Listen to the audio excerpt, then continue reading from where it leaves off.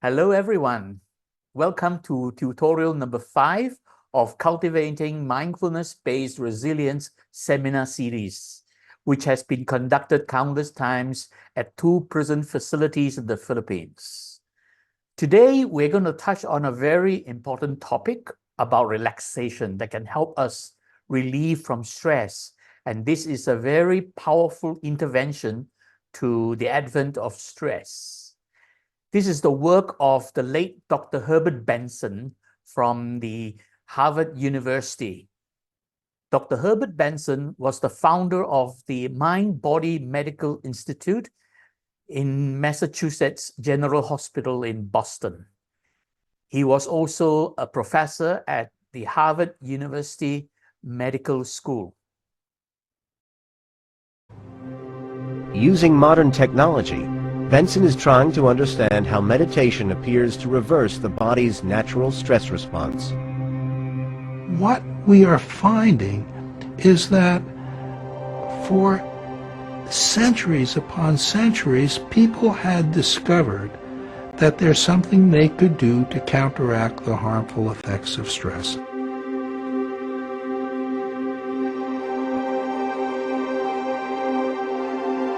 Benson named it the relaxation response. It's the body's innate ability to lower blood pressure, reduce heart rate, and slow breathing.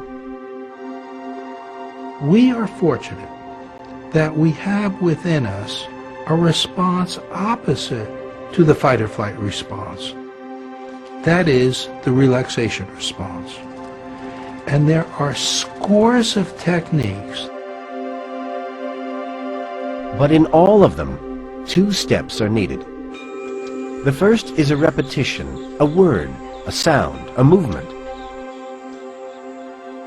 The second is freeing your mind of thought by concentrating on that repetition. And everyone can do it. The relaxation response can be triggered by all kinds of activity, from the repetition of a prayer to the primal beat of dancing. Even the rhythm of exercise can reverse the harmful effects of stress. Herbert Benson called it the relaxation response. Basically, it's made of 2 steps. If we were to practice these 2 steps, it triggers this parasympathetic response in the mind and the body, allowing the whole body to go into deep relaxation.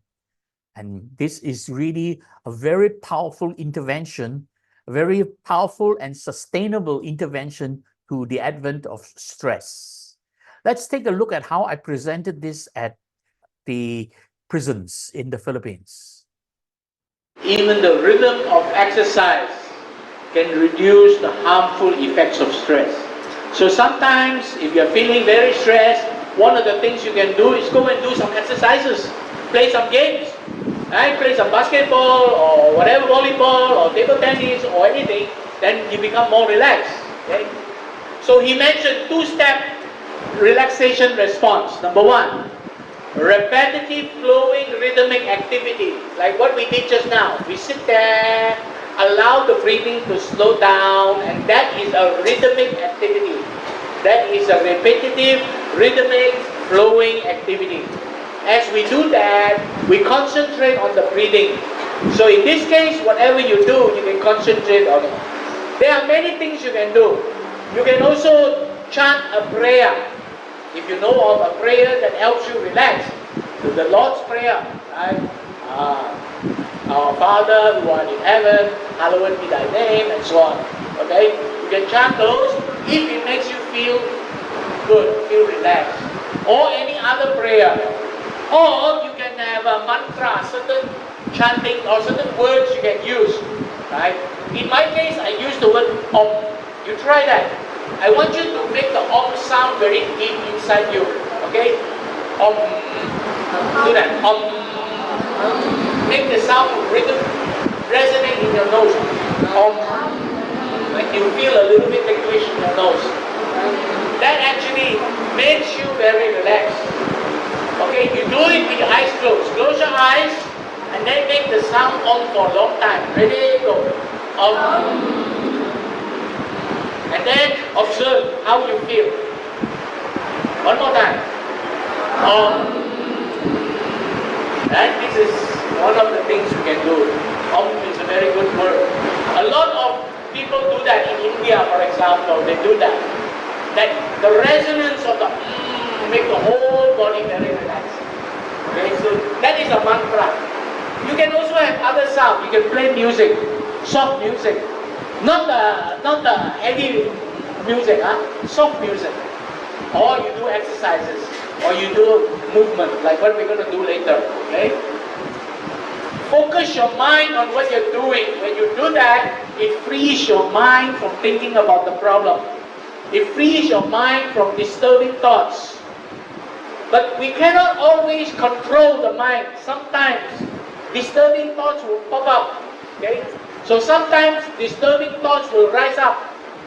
Now if you notice when you're trying to relax, and then the mind starts to think about yesterday's problem, or the mind starts to become worried and fearful of tomorrow, what's going to happen.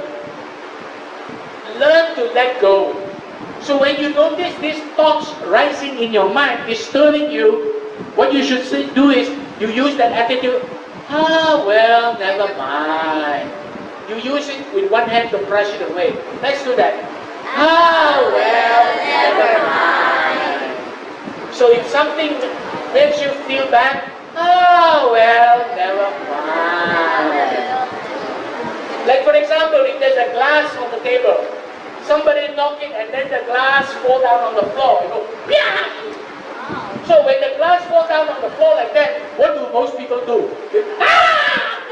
No! When you see the glass fall down on the floor, yeah! You say, well, never mind. And then you pick it up and pick it up. Then you feel more relaxed. You feel good. But you have to be careful. If something happened and nobody get hurt, it's okay to say, well, never mind. But if somebody walking, fall down and knock on the head, don't say, well, never mind, no good. What you should do, when somebody and then fall down, knock on the head, quickly help the person to get up. After the person get up and sit down, take a deep breath, then you say, well, never mind. See? If somebody get hurt, don't say, well, never mind. Good. Help the person. Number one, help the person first.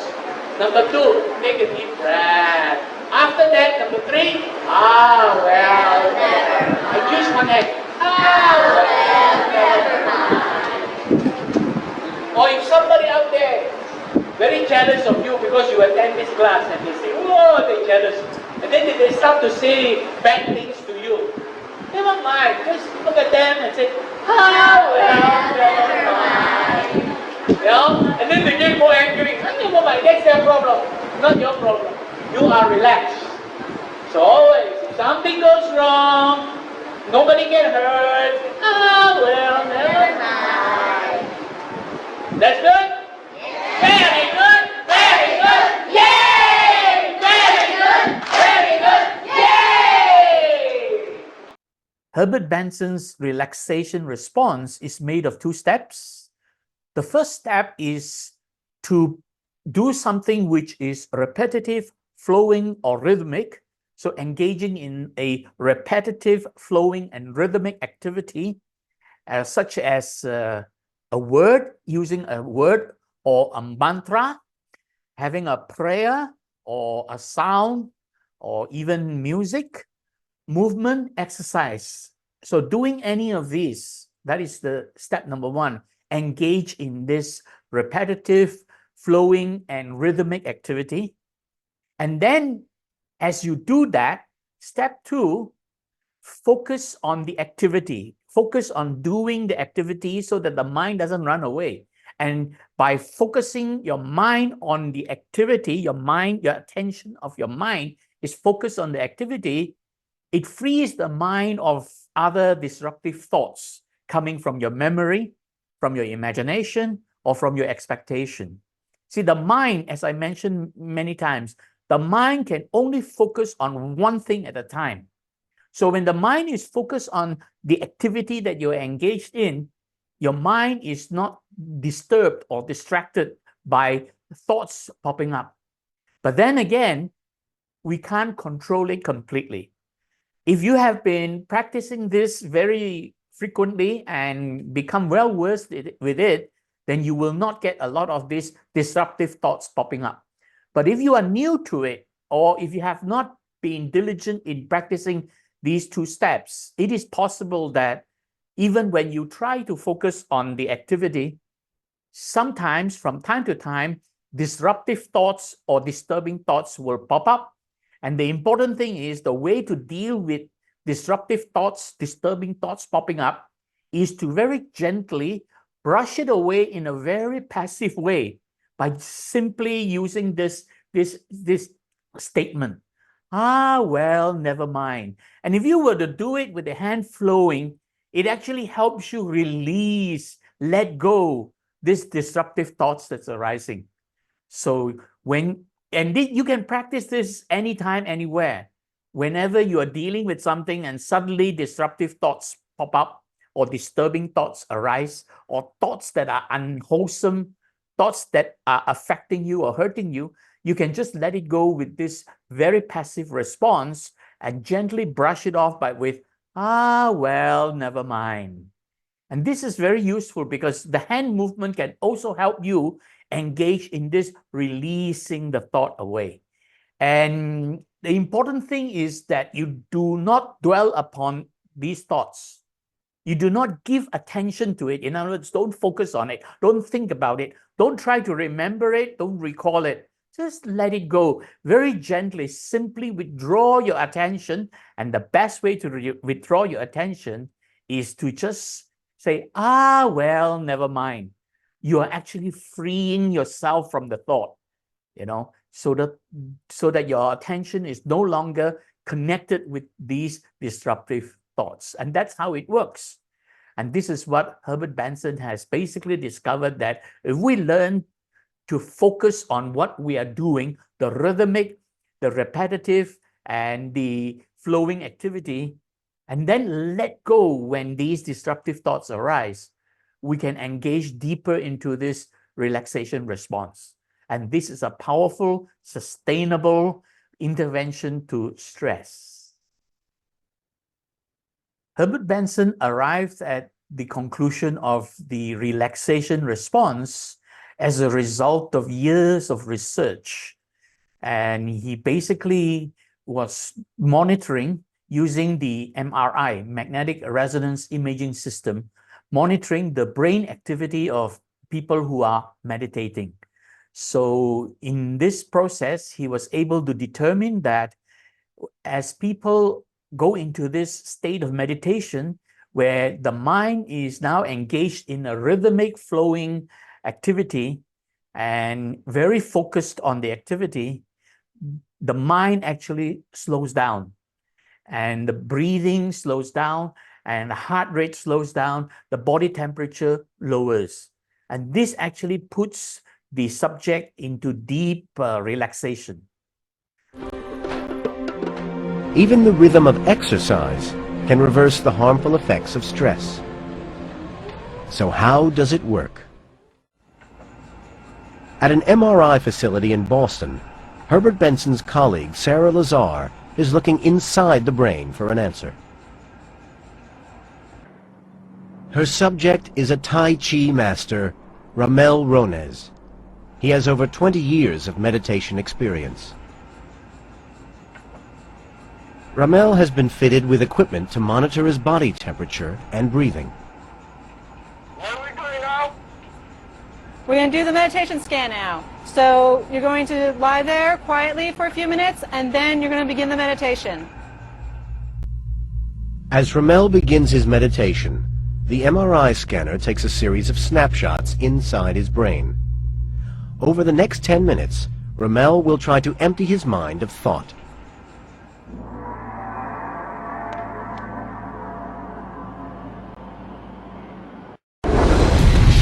As Ramel meditates, his breathing slows to 4 breaths a minute, and his body temperature drops. Inside his brain, Activity also slows down, but incredibly, the MRI scan reveals that certain areas have become more active. The red spots show activity. As well as controlling our heart and breathing rate, these are the parts of the brain that control alertness, decision-making, and emotion. It suggests that in a state of meditation, the mind is not only more alert, but that we are able to control our emotional response to stressful situations. A very important finding is that when people engage in this repetitive, flowing, rhythmic activity, and they stay focused on it, the brain wave actually slows down. The whole body goes into deep relaxation. And with that, the breathing also slows down. And in fact, you can also practice intentionally slowing down the breathing. So as the person remains focused on this rhythmic, flowing, repetitive activity, then the breathing starts to slow down, the body temperature drops, the heart rate also slows down, and in fact, this puts the person into deep relaxation. And this is a very powerful, sustainable intervention to stress. Learn to do these rhythmic, repetitive, flowing exercises, and then focus on the activity. And when you experience any thoughts popping up, disruptive thoughts, disturbing thoughts arising, use that very passive response. Well, never mind, and just brush it off. And that is really how you can practice this relaxation response.